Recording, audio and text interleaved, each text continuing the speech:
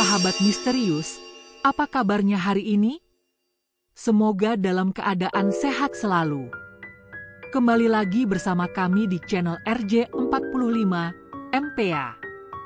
Cerita misteri ini akan membuat adrenalin kamu meningkat dan menjadikan kamu lebih berani dalam menghadapi situasi yang sepi dan sunyi dimanapun kamu berada, dan akan membawa kamu seolah-olah ada di dunia lain. Sebelum lanjut cerita ini, jangan lupa like, subscribe dan bunyikan lonceng channel ini agar kamu tidak ketinggalan cerita-cerita berikutnya. Pintu yang tak pernah tertutup. Malam itu, angin Semarang bertiup pelan. Jam dinding menunjuk pukul 11 ketika 4 mahasiswa jurusan sejarah Universitas Diponegoro berdiri di depan gerbang megah Lawang Sewu. Bangunan tua itu menjulang dengan ratusan pintu dan jendela tinggi, seolah sedang menatap mereka. Dari kejauhan, sinar lampu jalan berpantulan di kaca-kaca besar, menciptakan siluet menyeramkan. "Serius kita harus masuk malam-malam begini?" tanya Ayu dengan suara bergetar. Ia memeluk jaketnya erat, mencoba melawan dingin yang menusuk. "Ini kesempatan langka, Yu," jawab Dimas dengan nada penuh semangat, meski matanya tak bisa menyembunyikan ketegangan. Tugas sejarah kolonial ini nggak bisa hanya dari buku. Kita harus lihat langsung, rasain atmosfernya. Ratih, yang dikenal paling peka di antara mereka, justru diam sejak tadi. Tatapannya terpaku pada pintu utama yang besar dan kusam, catnya terkelupas, namun terlihat kokoh. Ia merasa ada sesuatu yang memanggil. "Bima, kau yakin sudah izin sama penjaga?" tanya Ratih pelan. Bima, ketua kelompok mereka, mengangguk. "Sudah. Pak De Joko bilang kita boleh masuk sebentar asal jangan macam-macam. Kita cuma ambil foto dan catatan. Itu saja." Mereka pun melangkah mendekati pintu utama. Bima mengeluarkan kunci yang tadi diberikan oleh Pak De Joko. Namun sebelum sempat memutar kunci di gembok tua itu, terdengar suara krek. Pintu kayu besar itu berderi pelan, lalu terbuka sendiri. Ayu langsung mundur beberapa langkah. "Astaga! Bima! Kau lihat itu?" Bima terdiam, keringat dingin mulai mengalir di pelipisnya. "Aku belum menyentuhnya." Ratih menggenggam lengan Ayu.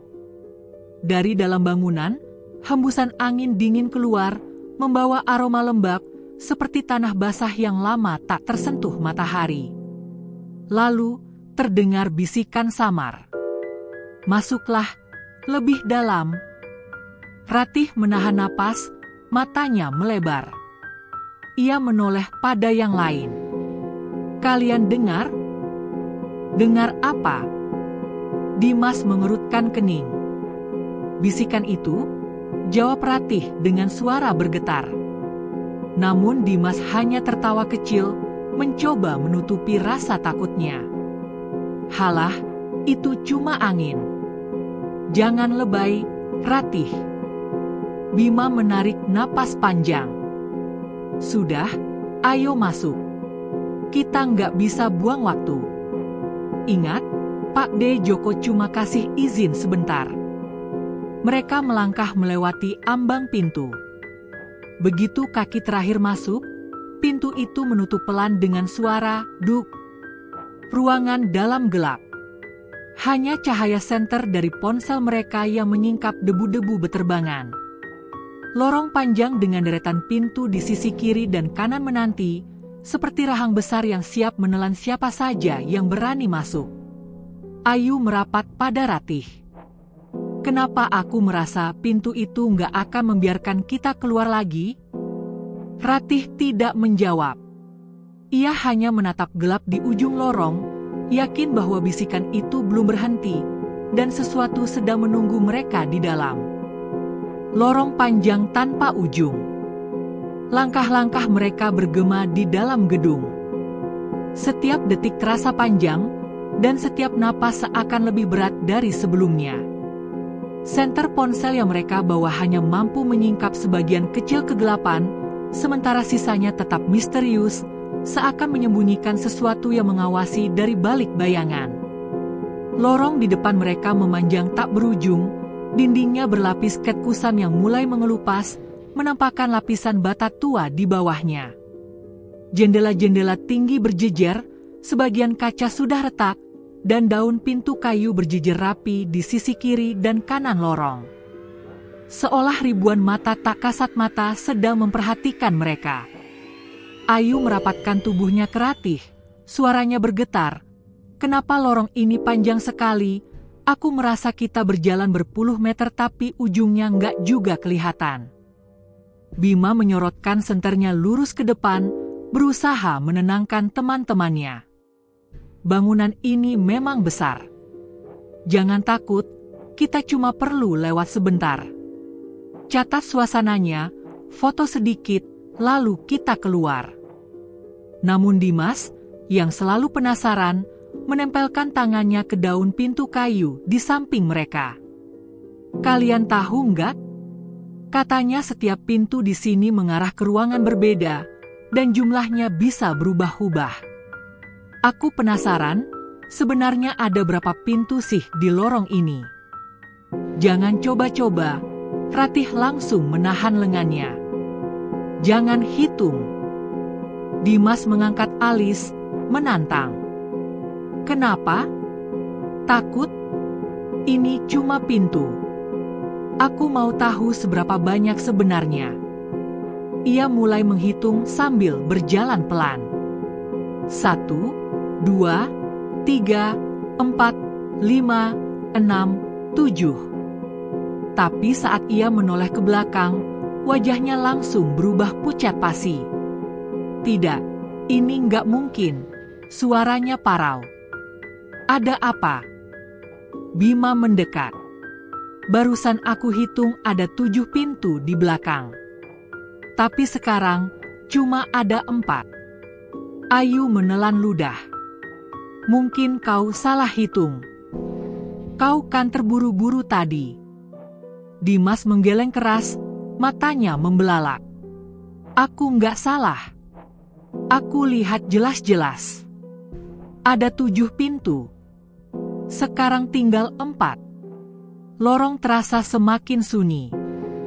Hanya suara napas mereka yang terdengar, semakin berat, semakin panik. Ratih menggeleng pelan, suaranya hampir berbisik. Aku sudah bilang, jangan pernah menghitung pintunya. Setiap kali kau hitung, mereka berubah. Seolah ada yang mendengarkan dan sengaja mempermainkan kita. Ayu mencengkram tangan Ratih lebih erat. Siapa mereka? Apa maksudmu? Sebelum Ratih sempat menjawab, tiba-tiba cahaya senter Bima menangkap sesuatu di ujung lorong. Sosok putih berdiri diam, membelakangi mereka. Tingginya menjulang, rambut panjang tergerai menutupi wajah. Bajunya lusuh, warnanya samar antara putih dan kelabu. Ayu terperangah, darahnya serasa berhenti mengalir. Astaga! Kalian lihat itu? Dia berdiri di sana. Bima menajamkan pandangannya, mencoba berpikir rasional. Mungkin cuma bayangan, pantulan cahaya dari luar. Bayangan macam apa yang bisa berdiri diam begitu? Ayu hampir menangis. Dimas berusaha meyakinkan dirinya sendiri. Mungkin cuma kain tergantung, ya, kain panjang yang tertiup angin. Namun ketika mereka kembali menyorotkan senter ke ujung lorong, sosok itu hilang. Hanya lorong kosong, sunyi, seakan tak pernah ada siapa-siapa. Ratih menutup mulutnya dengan tangan. Ia tahu ia bukan satu-satunya yang melihat. Dia masih di sini, aku bisa merasakannya. Dia hanya bergeser ke tempat lain, menunggu. Tiba-tiba, terdengar bunyi ketukan pelan dari salah satu pintu di sisi kanan lorong. Ok, tok, tok. Mereka semua terdiam, saling menatap. Lalu, pintu lain di sisi kiri ikut berbunyi. Ok, tok, tok, tok. Suara ketukan itu makin banyak, makin cepat, seolah ratusan tangan mengetuk dari balik pintu. Ayu menutup telinganya sambil berteriak, "Berhenti! Hentikan!" Bima panik, menarik teman-temannya. "Kita harus keluar dari lorong ini, sekarang!" Mereka berlari tergesa-gesa, namun semakin jauh mereka melangkah, lorong itu justru terasa semakin panjang. Ujungnya tak kunjung terlihat, dan pintu-pintu di kiri kanan terus bertambah banyak, tak beraturan. Dimas terengah-engah. Kita nggak bergerak maju, kita hanya berputar di tempat yang sama. Ratih menoleh cepat ke belakang. Matanya membelalak, wajahnya pucat pasi. Tidak, bukan berputar. Lorong ini menelan kita hidup-hidup. Tangga spiral ke bawah. Lorong panjang itu akhirnya membawa mereka pada sebuah pintu kecil di sisi kanan, berbeda dari pintu lain yang rata-rata berukuran besar dan kokoh. Pintu ini lebih rendah, catnya mengelupas, gagangnya berkarat, seakan jarang sekali disentuh. Dimas yang paling dulu menyadari. "Hei, lihat. Ada pintu kecil di sini. Mungkin ini jalan keluar." Ratih langsung menahan lengannya. "Jangan, Dimas. Pintu itu rasanya berbeda. Aku tidak suka." "Ah, kau ini penakut sekali, Ratih." Dimas mengibaskan tangan Ratih, lalu menarik gagang pintu yang berderit keras. Dari balik pintu, tampak sebuah tangga spiral menurun ke bawah tanah. Gelap. Pengap. Angin dingin berhembus dari dalam. Ayu menutup mulut dan hidungnya. Bau apa ini? Seperti besi berkarat. Seperti darah. Bima menyalakan senternya, mencoba menyorot tangga itu. Dindingnya terbuat dari bata merah, lembab, penuh lumut. Tetesan air menetes dari langit-langit, jatuh ke tangga batu, menciptakan suara tik, tik, tik yang terasa menusuk ke telinga.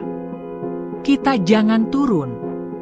Aku tidak suka tempat ini," kata Ratih lirih, matanya menatap kosong ke arah bawah.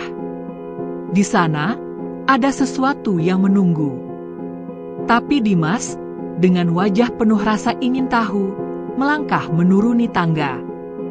"Kalau kau semua mau tinggal di sini dan ketakutan, silakan. Aku mau lihat apa yang ada di bawah. Bisa saja itu ruangan penting untuk penelitian kita." "Dimas, tunggu." Bima mengejarnya. Ayu dan Ratih, meski ketakutan, tak punya pilihan selain ikut.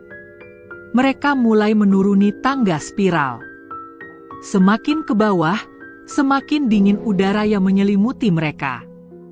Aroma anyir makin pekat, menusuk hidung, membuat Ayu hampir muntah. Lorong bawah tanah akhirnya terbuka, menyingkap sebuah ruangan besar. Gelap, pengap, dan lantainya basah. Di sudut ruangan, rantai-rantai tua menggantung dari dinding, sebagian berlumur karat kecoklatan. "Apa ini?" Bima bergumam. "Ruang bawah tanah. Ruang penyiksaan," jawab Ratih dengan suara pelan, hampir berbisik. "Dulu, tentara Jepang menahan orang-orang di sini. Mereka dipukuli, diikat, bahkan dipenggal. Semua darah mereka membasahi lantai ini." Ayu mulai menangis kecil. "Aku tidak mau di sini. Aku ingin pulang. Aku menyesal ikut kalian."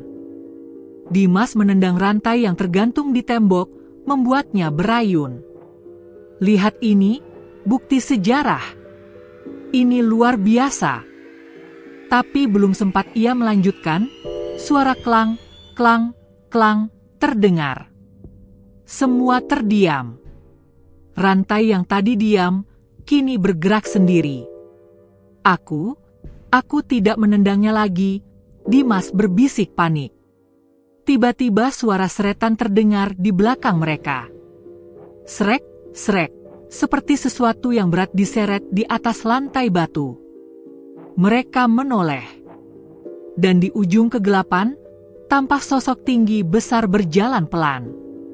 Seragam militernya koyak, penuh noda gelap. Darah kering menempel di dadanya. Yang membuat mereka semua menjerit adalah sosok itu tidak punya kepala. Ayu menutup wajahnya sambil berteriak, "Tidak!" Ratih gemetar, matanya nyaris tak berkedip. Itu tentara Jepang. Dia mencari kepalanya yang hilang. Bima mundur pelan, menelan ludah dengan wajah pucat. Kita harus keluar dari sini. Namun setiap langkah mundur mereka, sosok itu ikut melangkah lebih cepat. Meski tanpa kepala, tubuhnya kaku tapi kokoh, seolah masih berpatroli menjaga ruangan itu. Tiba-tiba, dari langit-langit terdengar suara rantai jatuh. Sesuatu melayang cepat ke arah mereka. Seutas rantai panjang menghantam lantai tepat di depan kaki Dimas. Seolah ada yang ingin menjerat. Senter Ayu bergetar di tangannya, cahaya menyorot sekeliling. Sekilas ia melihat sesuatu di dinding.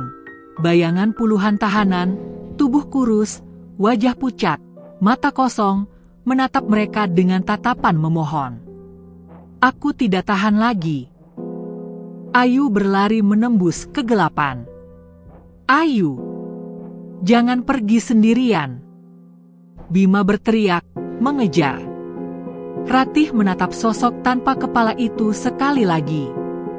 Matanya basah, suaranya nyaris tak terdengar. Dia tidak akan membiarkan kita pergi, kecuali ada yang tinggal di sini bersamanya. Sosok itu mulai berlari. Suara langkah beratnya menggema, rantai berderak, udara semakin dingin. Dan mereka sadar, ruang bawah tanah itu bukan sekadar ruangan kosong. Itu adalah kuburan berjalan. Penjara air. Mereka berlari pontang-panting meninggalkan sosok tanpa kepala itu. Nafas terengah, kaki menghantam lantai batu yang dingin. Tangga spiral tadi sudah tak terlihat. Entah mereka berlari terlalu jauh, atau bangunan itu sendiri yang mempermainkan arah. Akhirnya mereka sampai di sebuah ruangan besar dengan pintu besi terbuka setengah. Dimas yang paling dulu masuk, langsung terhenti begitu melihat isinya. Ya Tuhan, bisiknya. Ruangan itu penuh air hitam setinggi lutut. Bau busuk langsung menyergap hidung mereka, bau lumpur bercampur besi berkarat, dan sesuatu yang jauh lebih anyir, darah yang sudah membusuk berpuluh tahun. Rantai-rantai berkarat menggantung di dinding, sebagian melingkar ke lantai dan lenyap ke dalam air keruh itu. Bekas-bekas cakaran memenuhi dinding bata, seakan orang-orang dulu berusaha mati-matian melarikan diri. Ayu langsung mundur, hampir menangis. Aku nggak mau masuk. Ini tempatnya salah satu kisah paling mengerikan, kan, Ratih? Ratih mengangguk pelan. Matanya basah, suaranya bergetar. Iya, mereka menyebut ini penjara air. Tahanan-tahanan dulu diikat dengan rantai, dicemplungkan ke air ini. Mereka dibiarkan tenggelam pelan-pelan, tubuh mereka membusuk di sini, arwah mereka tidak pernah tenang. Bima mencoba menahan ketakutannya, meski suaranya juga serak. Kita harus hati-hati. Jangan buat suara aneh-aneh. Namun malapetaka datang lebih cepat dari yang mereka kira. Ayu, yang berjalan sambil gemetar, tiba-tiba tersandung sesuatu di bawah air. Ia jatuh terduduk, dan saat menoleh, Senternya menyorot benda yang membuatnya menjerit sekeras-kerasnya. Tengkorak manusia. Masih terikat rantai berkarat di lehernya. Gigi-giginya menganga seakan berteriak. Astaga aaa. Ayu meronta, air hitam terciprat ke wajahnya. Jangan dekat-dekat. Dimas mencoba menenangkan. Ayu, tenang. Itu cuma tulang belulang. Tapi sebelum ia selesai bicara, air di sekitar mereka mulai beriak. Mula-mula pelan, lalu makin kuat. Seakan ada sesuatu bergerak di bawah sana. Airnya bergerak sendiri. Bima berbisik panik. Tiba-tiba, dari bawah permukaan muncul tangan-tangan hitam, kurus, berlumut, dengan jari panjang. Mereka meraih kaki Ayu, menariknya ke bawah. Lepaskan aku. Ayu menjerit histeris, menendang-nendang. Bima dan Dimas berusaha menariknya. Pegangan, Ayu. Cepat. Namun semakin mereka menarik, semakin kuat tangan-tangan itu menahan. Air mulai bergolak, wajah pucat dengan mata kosong muncul di permukaan, bayangan para tahanan yang mati di sana, mulut mereka menganga, menjerit tanpa suara. Ratih menutup telinganya, menangis. Aku dengar mereka, aku dengar jeritan mereka masih di sini. Ayu menjerit lagi, kali ini lebih panjang. Mereka mau membawaku. Seketika jeritan perempuan lain menggema di seluruh ruangan. Suaranya melengking, penuh derita. Air berias semakin keras, sampai riak itu menabrak dinding bata, menciptakan cipratan dingin ke wajah mereka semua. Bima panik, menarik Ayu sekuat tenaga. Bertahan, Ayu. Jangan lepaskan tanganku. Dimas menendang-nendang ke arah tangan-tangan itu, tapi justru semakin banyak yang muncul, meraih betis dan lutut mereka. Tiba-tiba, suara berat bergema dari kegelapan. Tinggalkan satu di sini, dan kalian bisa keluar. Semua membeku. Suara itu datang dari segala arah, namun tak ada wujud yang terlihat. Ratih gemetar hebat, matanya berkaca-kaca. Mereka menuntut tumbal. Ayu menjerit, tubuhnya hampir separuh masuk ke dalam air. Jangan lepaskan aku. Jangan. Dimas menoleh ke Bima, wajahnya ketakutan sekaligus putus asa. Bima, kita nggak bisa tarik dia lebih lama, mereka lebih kuat. Bima memeluk tangan Ayu lebih erat, air matanya hampir jatuh. Tidak. Aku tidak akan lepaskan dia. Ayu, dengar aku. Pegangan. Jangan menyerah. Tangan-tangan itu semakin keras menarik. Wajah pucat para arwah makin banyak muncul, mulut mereka menganga, mata mereka memandang kosong, namun dari sana, terdengar jeritan yang memecahkan hati. Jeritan ratusan jiwa yang mati tenggelam di sana. Air hitam makin dingin, makin berisik. Lalu tiba-tiba, sesuatu yang jauh lebih besar dari tangan muncul dari dalam air, wajah wanita dengan mata merah menyala. Rambutnya terurai, mulutnya penuh gigi tajam. Dia berteriak keras, suaranya memekakkan telinga. Tinggalkan dia. Ayu menjerit lagi, tubuhnya terseret ke bawah permukaan, dan seketika ruangan bergetar. Bima, Dimas, dan Ratih jatuh terduduk, basah kuyup.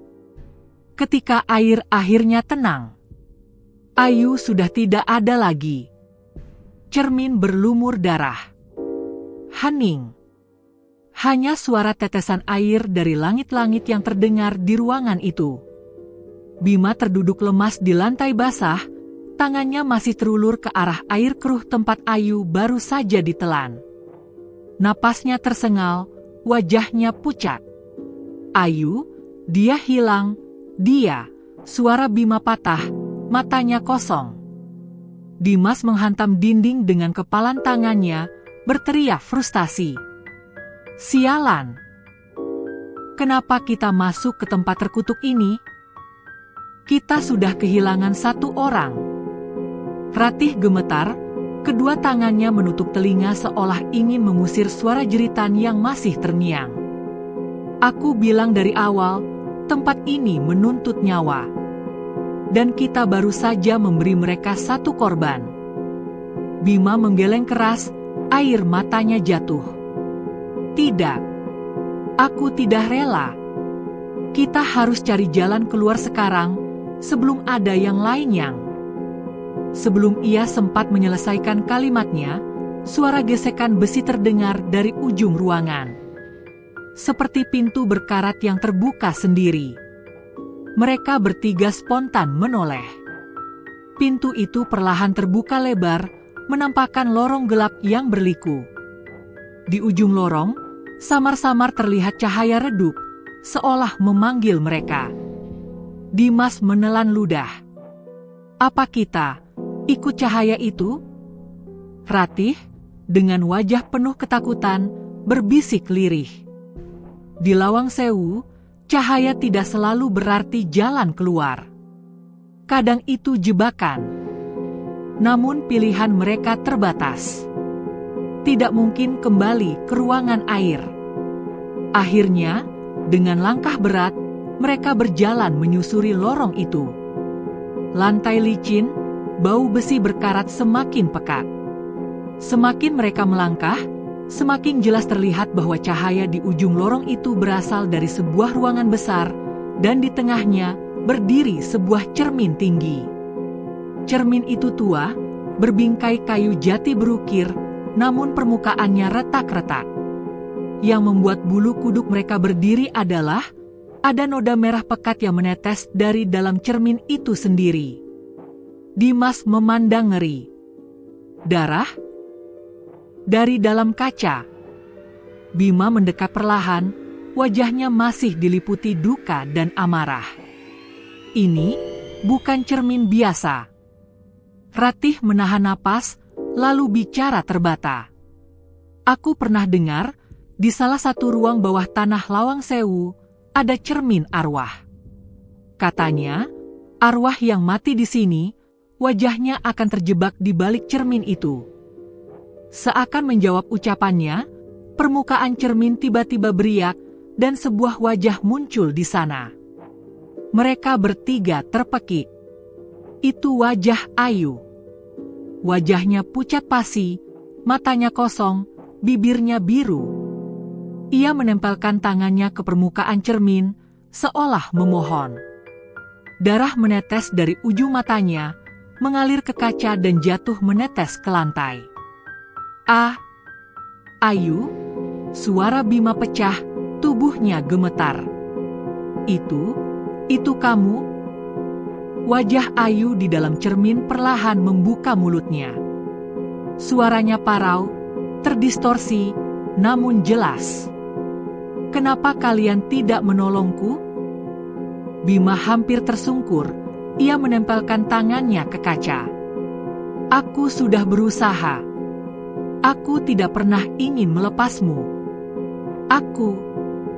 Namun tiba-tiba wajah Ayu berubah. Mulutnya terbuka lebar, lebih lebar dari manusia normal, hingga robek sampai ke pipinya.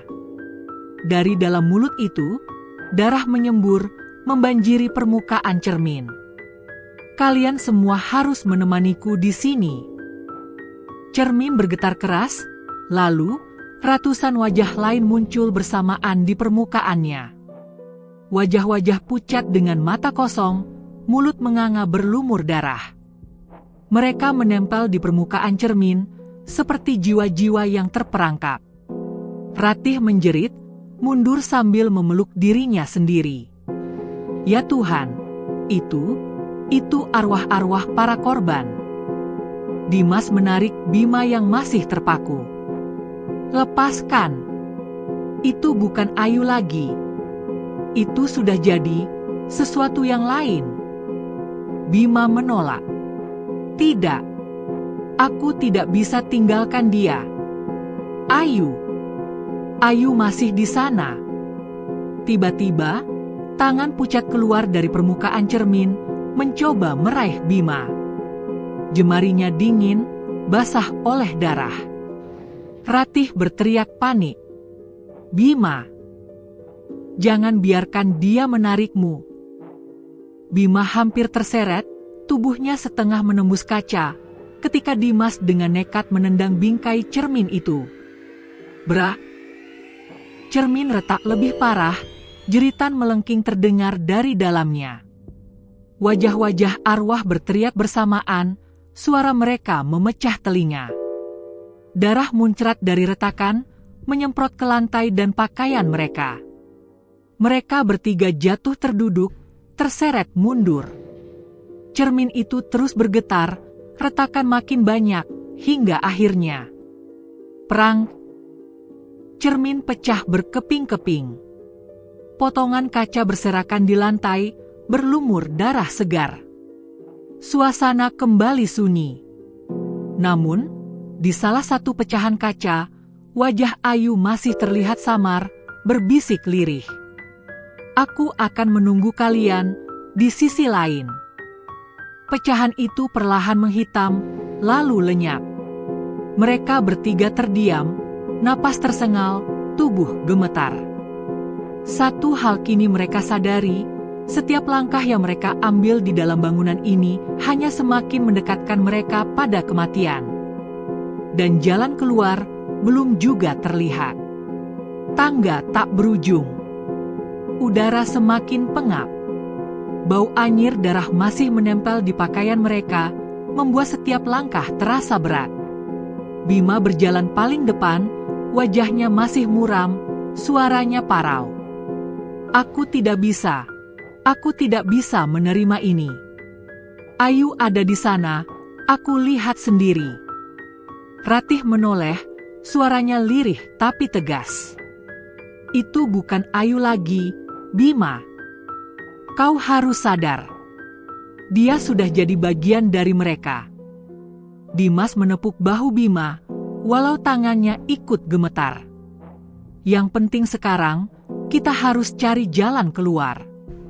Kalau tidak, kita semua akan menyusul.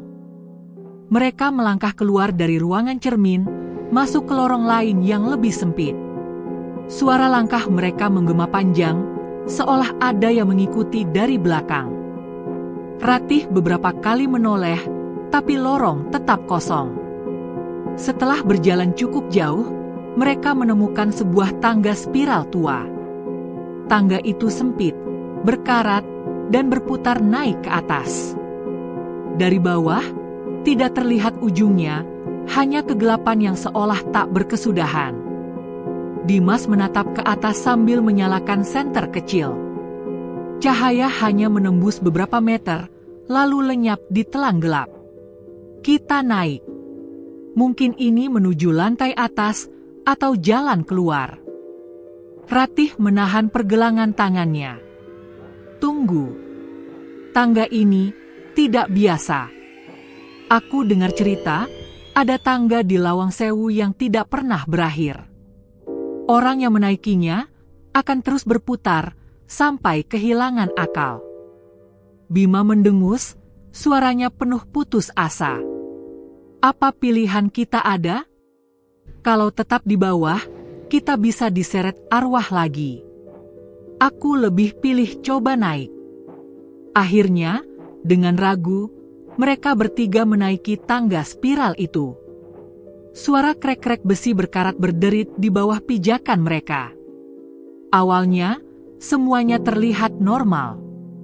Mereka naik dengan perlahan, satu demi satu anak tangga. Nafas mereka makin berat, kaki mulai pegal. Namun setelah beberapa lama, sesuatu terasa aneh. Dimas, Ratih berbisik, kau sadar tidak, kita sudah naik lama sekali, tapi tidak ada perubahan? Dimas terdiam, menoleh ke bawah. Tangga yang baru saja mereka lewati masih terlihat. Tapi ketika ia menyorot ke atas dengan senter, bentuk tangga itu persis sama. Gelap, berputar, tanpa ujung. Tidak mungkin, gumamnya. Bima tiba-tiba berhenti, matanya melotot. "Hei, lihat tembok di sini." Mereka menyorot dinding yang melingkari tangga. Ada goresan-goresan di sana. Tulisan dengan benda tajam berulang-ulang. "Aku tidak bisa turun. Jangan naik. Tangga ini milik mereka." Tulisan itu memenuhi dinding, sebagian bahkan masih basah dengan noda merah gelap. Ratih menutup mulutnya, hampir muntah. Darah, itu darah. Tiba-tiba, dari atas, terdengar suara langkah lain. Pelan. Berat. Satu persatu menuruni tangga. Mereka bertiga membeku. Dari kegelapan atas tangga, terlihat sosok samar. Seorang pria berpakaian seragam tentara Belanda, wajahnya hancur separuh, mata kosong menatap mereka. Tubuhnya meneteskan darah, setiap langkah meninggalkan bekas merah di tangga besi. Bima mundur dengan wajah pucat. Apa itu?" Ratih hampir menangis. Itu arwah tentara yang mati di ruang bawah tanah. Mereka bilang, beberapa rohnya tidak pernah bisa keluar, hanya berkeliaran di tangga ini. Sosok itu berhenti, tepat di beberapa anak tangga di atas mereka. Mulutnya terbuka, dan dari tenggorokannya keluar suara seperti besi digores. "Naiklah." Sampai hancur. Dimas spontan menarik Bima dan Ratih. Lari. Mereka bertiga berlari menaiki tangga, meski napas hampir habis. Derap langkah hantu tentara itu ikut mengejar, semakin keras, semakin dekat. Namun semakin mereka berlari, tangga tidak pernah berakhir. Ratih terhuyung, hampir jatuh. "Aku tidak kuat lagi. Kita hanya berputar. Ini jebakan." Bima, dengan panik, menghantam dinding besi. Sial. Tidak ada jalan keluar. Tiba-tiba, Ratih menoleh ke bawah. Matanya melebar ngeri. Astaga, lihat. Dari bawah tangga, muncul puluhan sosok lain. Bayangan hitam dengan wajah menganga, merangkak naik. Tangan-tangan mereka menempel di besi, kuku-kuku panjangnya berdecit, seolah siap meraih. Mereka kini terjebak di tengah. Dari atas, sosok tentara semakin dekat. Dari bawah, arwah-arwah merangkak cepat. Dimas menjerit putus asa. "Kita terkurung." Di tengah kepanikan, Bima menyorot senter ke arah dinding. Di antara goresan darah, ada satu tulisan besar yang hampir tak terbaca. Jalan keluar ada di antara bayangan. Ratih membaca cepat, matanya melebar. Bayangan? Bayangan apa maksudnya? Belum sempat mereka berpikir, cahaya senter Dimas memantul ke sebuah celah kecil di dinding, hampir tak terlihat, seolah lubang ventilasi. Dari celah itu keluar angin dingin, tanda ada ruang lain di baliknya. Bima berteriak, "Itu! Di sana!" Tanpa pikir panjang, mereka bertiga menyerbu ke arah celah itu, mencoba mendobraknya. Besi berkarat berderit, retak, hingga akhirnya terbuka cukup lebar untuk satu orang. "Cepat! Masuk!" teriak Dimas. Ratih terlebih dulu menyelinap ke dalam, diikuti Bima. Dimas menyusul terakhir, tepat ketika tangan pucat hantu tentara hampir meraih kakinya. Mereka jatuh berguling ke dalam ruangan lain, gelap gulita, meninggalkan tangga terkutuk itu. Namun sebelum celah menutup sendiri, suara bergema terdengar dari tangga spiral itu. "Kalian belum bebas." Suara dari sumur tua. Tubuh mereka masih gemetar setelah berhasil lolos dari tangga spiral. Nafas tersengal, keringat dingin bercucuran meski udara di ruangan itu terasa menusuk tulang. Ruangan yang mereka masuki ternyata jauh berbeda dari sebelumnya.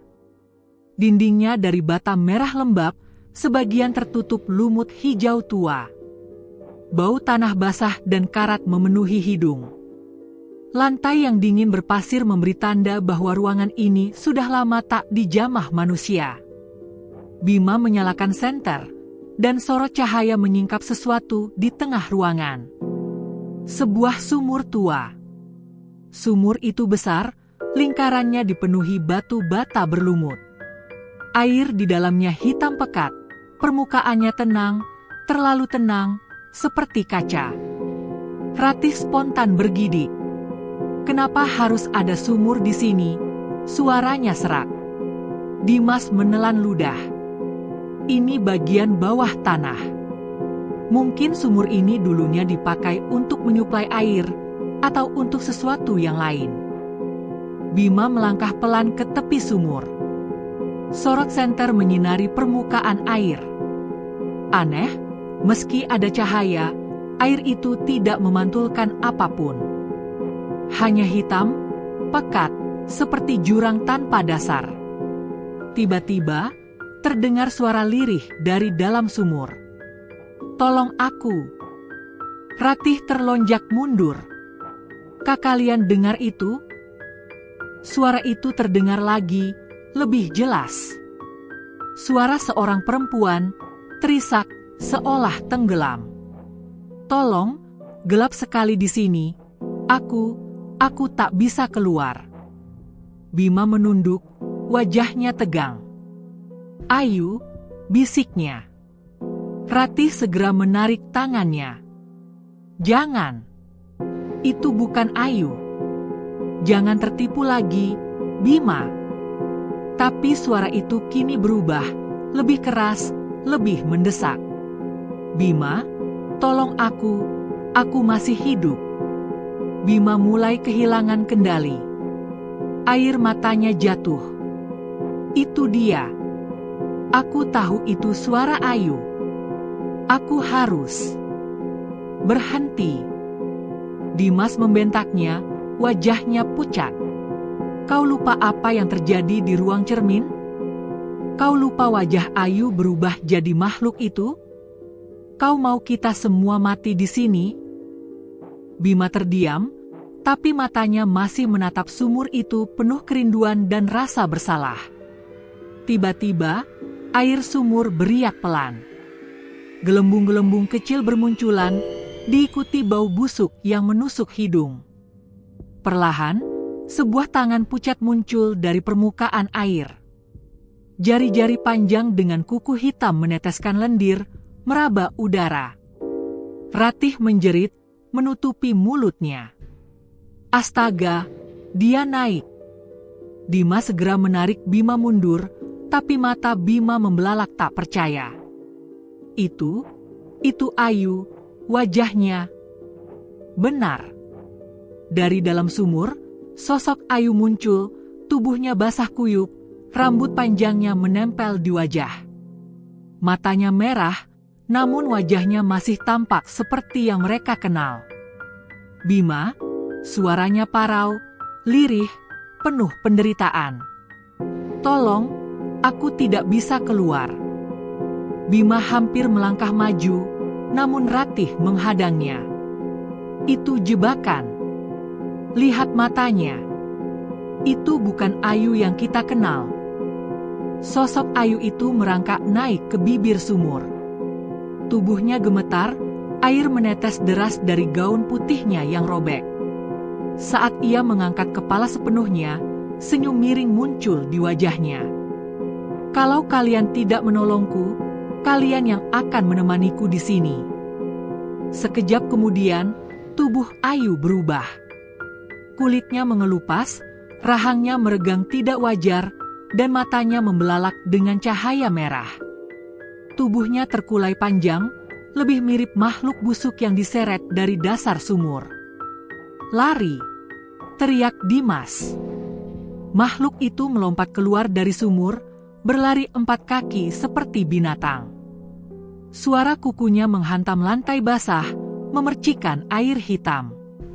Mereka bertiga berhamburan ke sudut ruangan. Dimas mengayunkan besi karatan yang ia temukan, menghantam makhluk itu, tapi tubuhnya seperti lumpur, pukulan hanya menembus, meninggalkan bau busuk menyengat. Ratih terhuyung ke arah dinding dan mendapati sesuatu, ukiran tua dengan simbol asing, tepat di atas sumur.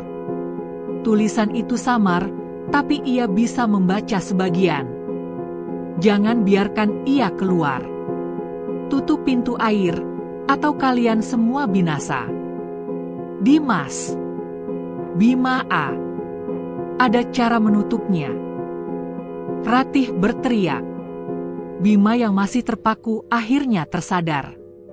Bagaimana caranya? Ratih menunjuk ke samping sumur, ada tuas besi berkarat setengah tertutup lumut. Itu. Pintu airnya ada di situ. Harus diputar. Makhluk itu menjerit melengking. Suaranya seperti ribuan orang tenggelam bersamaan. Tubuhnya semakin panjang, tangan-tangannya hampir menyentuh mereka. Dimas dan Bima berlari ke arah tuas. Dengan sekuat tenaga, mereka memutar besi itu. Awalnya keras, berkarat, hampir tak bergerak. Tapi perlahan terdengar krak, krak, roda besi tua itu berputar. Air di sumur mulai berputar cepat, seperti pusaran. Makhluk itu meraung marah, tubuhnya tersedot ke arah lubang. Aku tidak akan pergi sendirian, teriaknya. Tangannya sempat meraih kaki Bima, mencengkeram kuat. Bima menjerit, hampir terseret ke dalam pusaran. Lepaskan dia. Dimas menghantam tangan makhluk itu dengan besi berkali-kali. Ratih menjerit sambil menarik tubuh Bima ke arah berlawanan. Akhirnya, dengan satu raungan terakhir, makhluk itu terhisap kembali ke dalam sumur. Airnya berputar semakin cepat, lalu hening. Pusaran berhenti. Sumur kembali tenang. Tuas besi patah sendiri, seolah mengunci pintu air untuk selamanya. Mereka bertiga terkapar di lantai, napas tersengal, tubuh gemetar hebat. Ratih memeluk lututnya, menutup wajah. Aku tidak tahan lagi, ini terlalu gila. Dimas menatap sumur yang kini kembali tenang, lalu menoleh ke Bima. Kau lihat sekarang? Itu bukan Ayu. Dia sudah tidak ada. Yang ada hanya makhluk yang ingin menyeret kita. Bima diam lama, matanya kosong. Lalu perlahan, ia mengangguk. Aku tahu, tapi hatiku tetap sakit. Mereka bertiga terdiam, hanya suara tetesan air yang terdengar. Tiba-tiba, dari dalam sumur, muncul bisikan terakhir. Pelan. Nyaris tidak terdengar. Kalian tidak bisa keluar, mereka sudah menunggu di atas.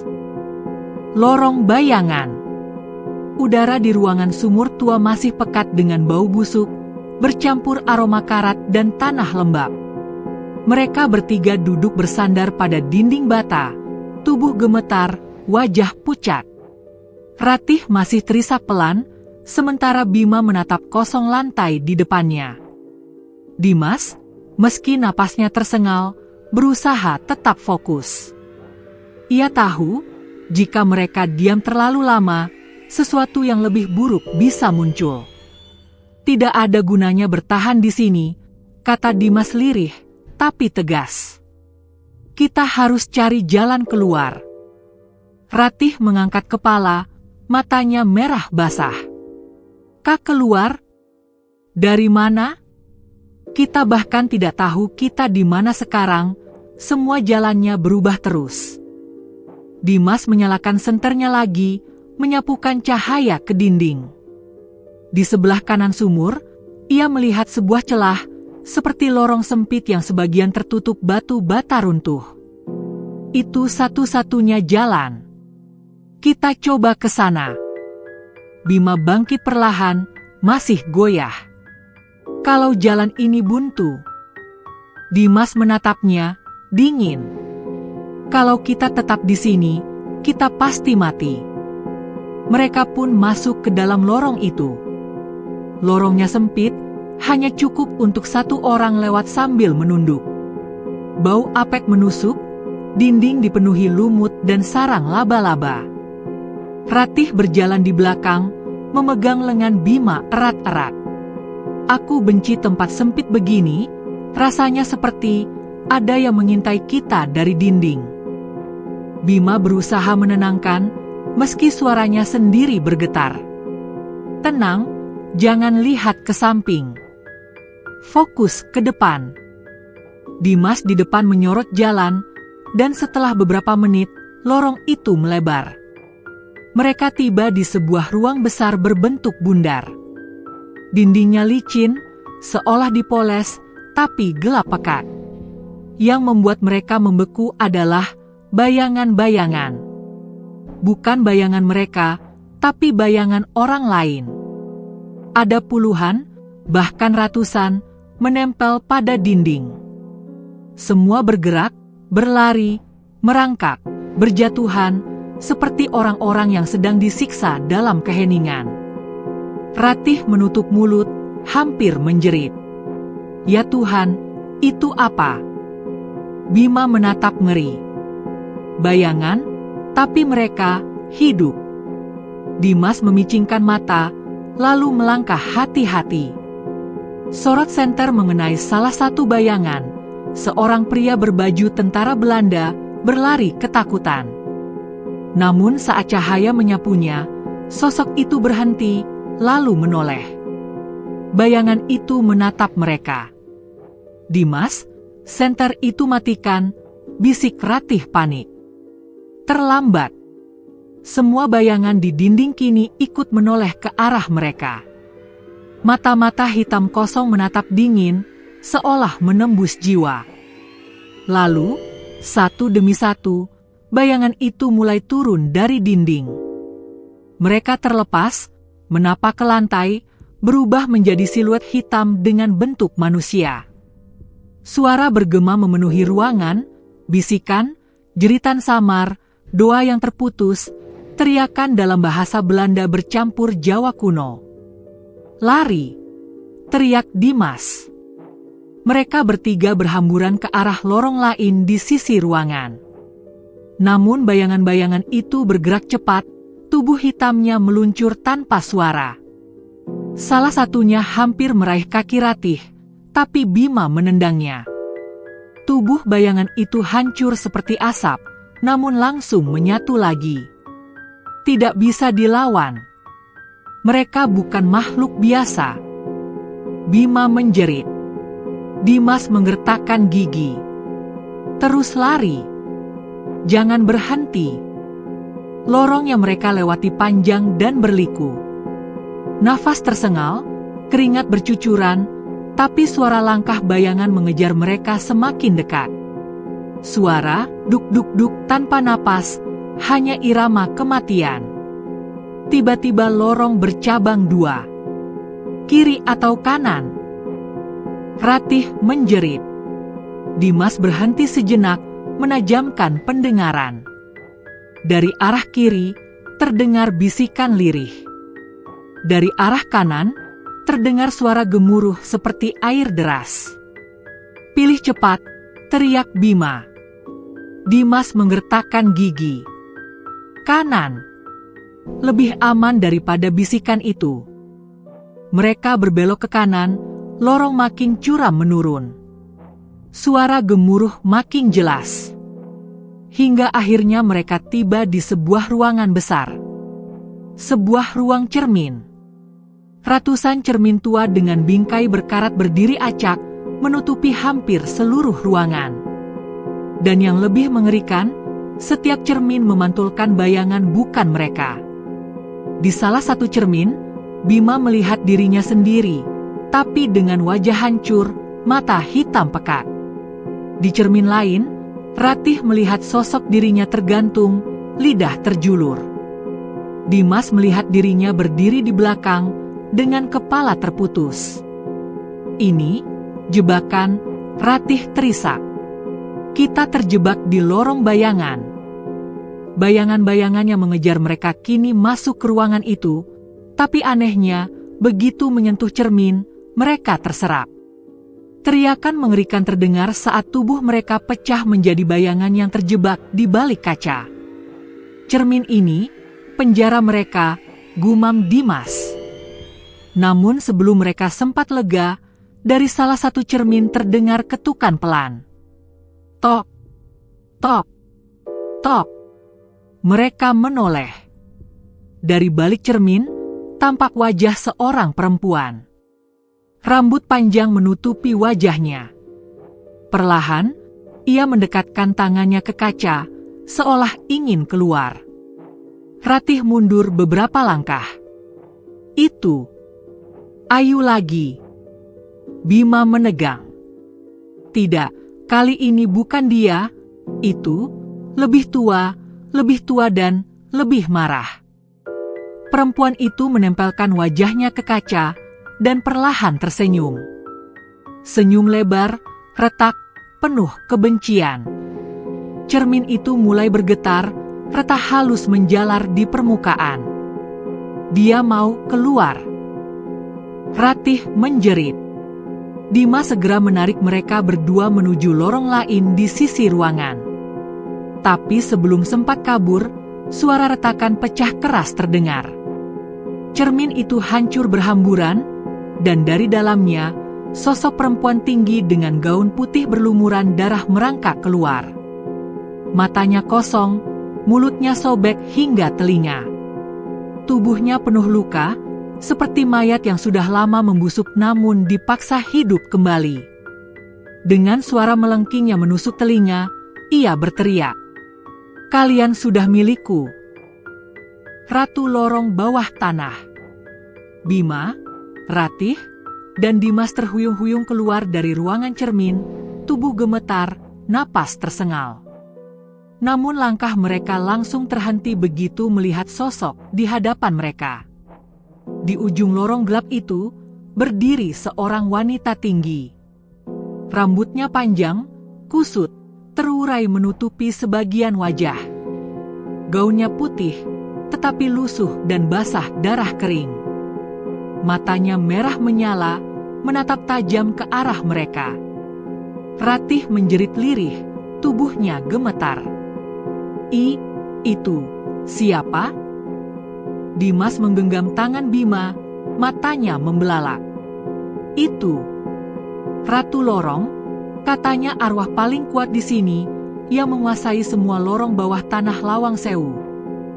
Bima menelan ludah. Kau, serius? Dia yang selama ini menahan semua bayangan itu? Wanita itu melangkah maju, suara langkahnya seperti gemuruh di lorong sempit. Kalian, masuk ke wilayahku, suaranya berat, dingin, menembus tulang. Ratih hampir pingsan, menempel di dinding. Kami cuma ingin keluar, jangan sakiti kami. Ratu itu tersenyum, tapi senyumnya tidak manusiawi. Bibirnya sobek, memperlihatkan gigi tajam. Keluar? Tidak ada jalan keluar bagi yang menginjak tanah ini. Kalian hanya akan menjadi bagian dari bawah tanah selamanya. Bima menggertakkan gigi, berusaha menahan rasa panik. Kami tidak akan menyerah. Kami harus keluar, kami harus selamat. Ratu Lorong mengangkat tangan, dan seketika bayangan-bayangan dari episode sebelumnya muncul kembali, ratusan, mengepung mereka. Bayangan itu melayang, tubuh hitam pekat tanpa wujud nyata, tapi terasa berat dan dingin. Jangan bergerak, atau kalian akan binasa, ucap ratu itu pelan, tetapi gemuruhnya memenuhi lorong. Dimas menatap Bima dan Ratih, wajahnya pucat tapi tegas. Kita harus lawan. Jangan panik. Bima menatap ratu itu, tangan gemetar. Loh, lawan, bagaimana? Kita cuma manusia biasa. Ratih berbisik, hampir tak terdengar. Aku pernah dengar, setiap arwah di Lawang Sewu punya titik lemah. Ratu ini, dia takut akan cahaya yang murni. Dimas menyipitkan mata. Cahaya murni, maksudmu sinar matahari? Ratih mengangguk. Bisa jadi, tapi di bawah tanah ini, kita harus buat cahaya sendiri. Kita harus pakai lampu, obor, apapun yang terang, dan fokuskan ke arahnya. Bima mencari-cari di lorong, akhirnya menemukan lampu tua di sudut, masih bisa menyala dengan sedikit minyak. Ia menyalakannya, cahaya kuning terang menyebar di sekeliling. Ratu Lorong mengerang pelan, bayangan-bayangan di sekitarnya mulai mengerucut menjauh. Tapi ia masih menatap mereka tajam, matanya merah seperti bara api. Dimas menatap Ratih. Kita harus maju, cepat. Mereka bertiga maju perlahan, lampu dipegang Bima ke arah Ratu Lorong. Setiap langkah berat, bayangan hitam mengepung dari sisi lorong, merayap menempel di dinding. Mereka harus menunduk, memutar, menahan diri untuk tidak terjerat. Tiba-tiba, dari arah belakang terdengar jeritan panjang. Salah satu bayangan menyerbu, menabrak Dimas. Dimas hampir terjatuh, tapi Bima menepuk tangan bayangan itu dengan lampu, menciptakan cahaya menyilaukan. Bayangan itu menjerit tanpa suara, lalu menghilang dalam asap hitam. Ratih menjerit, hampir menangis. Kita tidak akan bertahan lama kalau terus begini. Ratu Lorong kini menunduk sedikit, tangan kanannya bergerak seperti menabuh angin, dan seluruh bayangan mulai menyerang bersamaan. Mereka berteriak tanpa suara, mengelilingi ketiganya, dingin dan berat. Bima menatap Ratih. Sekarang, fokus ke cahaya. Ratih menelan ludah, mengangkat lampu kedua yang ia temukan, dan menyorot langsung ke wajah ratu itu. Cahaya lampu menyinari matanya merah menyala. Ratu Lorong menjerit, tubuhnya bergetar hebat. Bayangan-bayangan di sekelilingnya mengerucut, menjerit, terhisap kembali ke tubuh ratu itu. Jangan, teriak Ratu Lorong, suaranya pecah, bergema di seluruh lorong. Dimas mengambil langkah maju, menepuk tanah dengan kaki, menciptakan suara keras.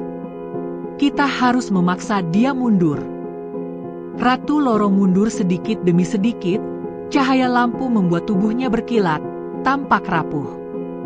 Setiap kali cahaya menyentuhnya, darah dari gaun putihnya menetes deras ke lantai, membentuk jejak merah panjang. Bima menahan napas, menatap Ratih. Terus sorot, jangan lepaskan cahaya itu. Akhirnya, dengan jeritan terakhir yang memekakkan telinga, Ratu Lorong menghilang ke kegelapan lorong, meninggalkan bayangan-bayangan yang juga lenyap. Ruangan kembali hening, hanya suara napas mereka yang terdengar. Ratih terjatuh, menangis. Aku tidak percaya, kita berhasil. Bima menunduk, matanya merah. Tapi, Ayu, kita masih kehilangan dia. Dimas menepuk bahu keduanya. Kita selamat, dan itu yang penting sekarang. Tapi, ini belum selesai. Lawang Sewu, dia tidak akan membiarkan kita pergi begitu saja. Mereka berdiri perlahan, menatap lorong gelap yang kini sunyi. Sebuah kesadaran menakutkan merayapi pikiran mereka. Ada sesuatu yang menunggu mereka di luar lorong ini, lebih buruk daripada sebelumnya. Jalan keluar terakhir. Bima, Ratih, dan Dimas berdiri di lorong yang kini sunyi. Napas tersengal, tubuh gemetar. Lampu minyak Bima sudah menipis, Cahaya kuningnya hampir redup. Ratih memeluk lengan Bima. Aku takut. Apakah kita benar-benar bisa keluar? Dimas menatap lorong gelap di depan mereka, matanya waspada. Kita harus terus maju. Aku rasa ada satu jalan terakhir menuju keluar. Aku bisa merasakannya. Bima menatap Dimas. Kau yakin? Setelah semua ini, setelah satu lorong, bayangan, sumur, apakah ada jalan keluar sungguhan? Dimas mengangguk. Kita harus percaya. Kalau tidak, kita akan mati di sini. Mereka melangkah pelan, menuruni lorong yang makin menurun, udara semakin dingin dan lembab. Tembok di sisi lorong penuh lumut dan goresan tua. Beberapa titik masih meneteskan darah kering, bekas arwah yang pernah tersiksa. Tiba-tiba terdengar suara langkah dari atas. Pelan, berat, seperti seseorang menuruni tangga. Ratih menahan napas. Tidak mungkin. Mereka mengikuti kita lagi. Bima menyalakan lampu terakhirnya, sorotnya menembus kegelapan. Dari kejauhan, terlihat bayangan samar, lebih tinggi, lebih menyeramkan daripada sebelumnya. Sosok itu berdiri di tengah lorong, menatap mereka. Dimas menggerakkan tangan. Jangan panik, tetap maju. Sosok itu perlahan melangkah, menghilang dan muncul kembali, setiap langkah menimbulkan suara gemuruh di lantai basah. Tiba-tiba, sosok itu membuka mulutnya, dan suara bergema. Kalian tidak bisa meninggalkan Lawang Sewu. Ratih menjerit, tubuhnya gemetar. Aku tidak tahan lagi. Bima menarik Ratih, mencoba menenangkan. Tenang, kita hampir sampai, percaya padaku. Mereka berbelok di lorong sempit dan tiba di ruangan terakhir, ruang besar dengan pintu besi tua di ujungnya. Cahaya dari celah di pintu menandakan, itu adalah jalan keluar. Namun sebelum mereka bisa berlari, lantai di depan mereka retak dan dari celah muncul puluhan bayangan. Tubuh hitam, mata merah, mulut menganga. Dimas menarik napas dalam. Ini pertarungan terakhir kita. Bawa cahaya lampu ke depan, terus maju, jangan berhenti. Bima menyalakan senter yang tersisa, dan Ratih menyalakan lampu minyak. Cahaya kuning dan putih memancar ke arah bayangan. Tubuh mereka tersentuh cahaya, dan bayangan mulai mengerucut, menjerit tanpa suara, tersedot kembali ke lorong gelap di bawah mereka. Ratu lorong muncul lagi, menutup jalan ke pintu besi. Kalian pikir bisa keluar begitu saja? Teriaknya. Tubuhnya tinggi, gaun putih berlumuran darah kering, rambut kusut menutupi sebagian wajah. Bima menatap Dimas dan Ratih. Sekarang atau tidak sama sekali. Mereka bertiga berlari, menahan rasa takut, lampu sorot tepat ke arah ratu. Cahaya menyinari wajahnya merah menyala, bayangan-bayangan di sekitarnya hancur. Ratu lorong menjerit panjang, tangisannya mengisi lorong. Perlahan, tubuhnya mengecil, wajahnya memudar.